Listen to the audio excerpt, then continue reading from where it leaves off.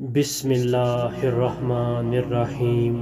شروع اللہ کے نام سے جو بڑا مہربان اور نہایت رحم والا ہے۔ رمضان المبارک میں ایک دفعہ ضرور پڑھنا۔ صلاۃ التسبیح نماز کی فضیلت۔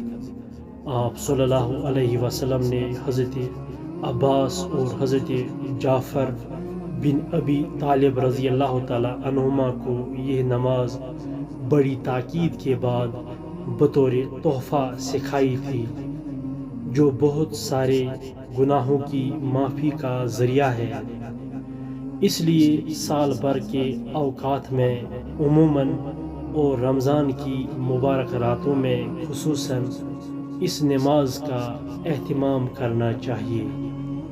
مسئلہ: صلاۃ التسبیح میں اگر کسی رکن میں تسبیحات چھوٹ جائے تو اگلے رکن میں پڑھ لے۔ مسئلہ نمبر 2، صلاۃ التسبیح میں اگر کوئی واجب چھوٹ جائے تو آخر میں سجدہ سہو کر لے۔ اگر پہلے تسبیحات کی تعداد 300 پوری ہو گئی تو سجدہ سہو میں اور دونوں سجدوں کے درمیان میں تسبیحات پڑھنے کی ضرورت نہیں۔ مسئلہ نمبر 3، صلاۃ التسبیح اوقات مکروہ کے علاوہ ہر وقت ادا کی جا سکتی ہے۔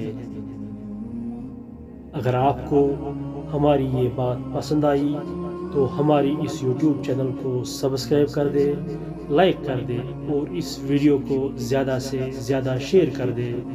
اللہ تعالی ہمیں اور آپ کو اس بات پر عمل کرنے کی توفیق عطا فرمائیے۔